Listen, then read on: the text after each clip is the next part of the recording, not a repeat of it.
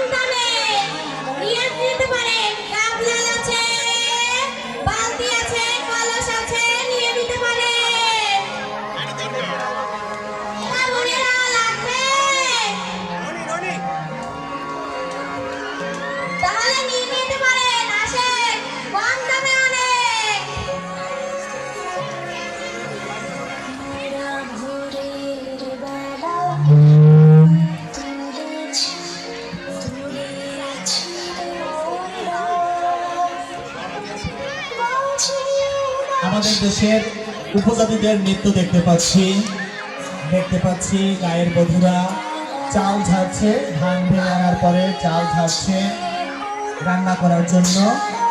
আবার কেউ মাথায় ঝাঁকায় কিছু ছোটখাটো নিত্য প্রয়োজনীয় গৃহপণ্য নিয়ে হেঁটে চলেছে ব্যক্তির উদ্দেশ্যে। আবার ভার বাসে করে দুই পাশে কিছু পণ্য নিয়ে গায়ের পথে হেঁটে চলেছে এক ছোট ব্যবসায়ী।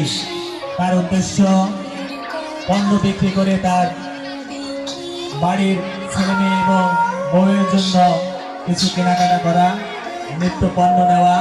দেখতে পাচ্ছি নদীর ঘাট থেকে জল আনছে দুই নববধূ এবং গল্প করতে করতে বাড়ি ফিরছে।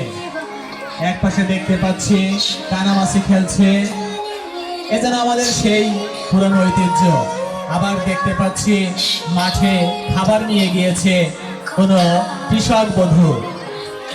কৃষাণ কাজ করছে মাঠে, কৃষাণী খাবার নিয়ে গেছে তার স্বামীর জন্য সেই মাঠে। আবার দেখতে পাচ্ছি বেদের মেয়ে বেদেনি, তারা সাপের খেলা দেখানোর জন্য ছুটে চলেছে কোথাও। আবার কৃষক তার হাতে কিছু কৃষিকাজের টুলস নিয়ে মাঠে কাজ করছে।